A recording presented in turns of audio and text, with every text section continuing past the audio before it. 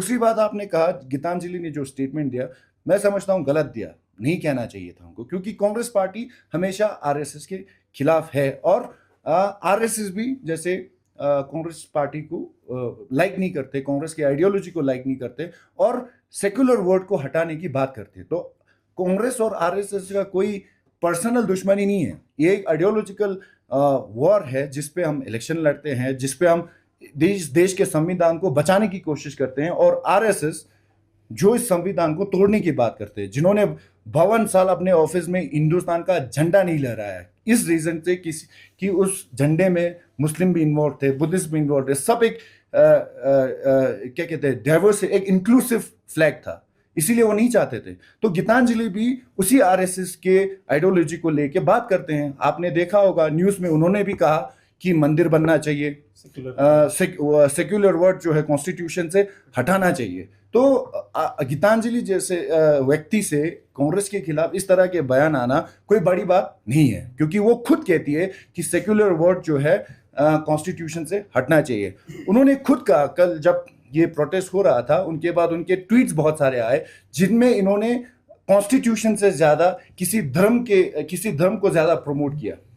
Right, अब वो अपनी पर्सनल इशू है, लेकिन कांग्रेस को जिस तरह उन्होंने कहा ये उनको नहीं कहना चाहिए था। अब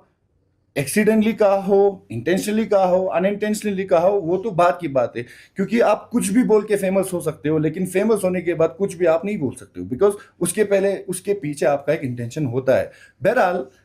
उस स्टेटमेंट के बाद सोनम वांगचुक जी ने खुद स्टेटमेंट दिया कि गीतांजलि जी ने जो कांग्रेस के खिलाफ ये बोला वो एक सर्कमस्टेंसेस ऐसा कुछ बना कि हॉस्पिटल में उनको लोगों ने ऐसा क्या कहते हैं,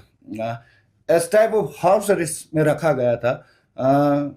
लोगों को उनसे मिलने नहीं दिया। तो सोनम जी ने उसको अच्छे से एक्सप्लेन भी किया है कि आउट ऑफ फ्रस्ट्रेशन ये उनके मुंह से अनइंटेंशनली निकल गया होगा, जो कि चलिए हम भी समझते हैं कि चलो गलती हो गया, कभी कभी होता है, बट हम इन फैक्ट्स को इग्नोर नहीं कर सकते हैं कि गीतांजलि जी आरएसएस से जुड़ी हुई है, उनके आरएसएस के लोगों के साथ उन्होंने मीटिंग्स की है, जूम से, मीडिया पे स्टेटमेंट दिए हैं कि सेक्युलर वर्ड जो है कॉन्स्टिट्यूशन से हटना चाहिए, देश में मंदिर का स्थापना होना चाहिए, वो एक इंस्टीट्यूशन जैसा बढ़ना चाहिए। तो हिंदुइज्म को तो मैं नहीं कहूँगा,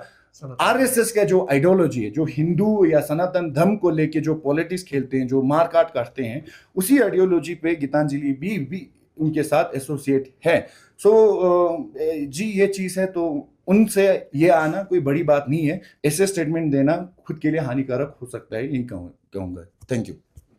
जो देश को सेक्युलर बनाए रखने में जिनको दिक्कत है, हमें तो ये शक हो रहा है कि फिर वो जो संस्था चला रहे हैं क्या वो सेक्युलर है कि नहीं, क्या वहाँ धर्म निरपेक्षता है कि नहीं, ये सवाल उठता है।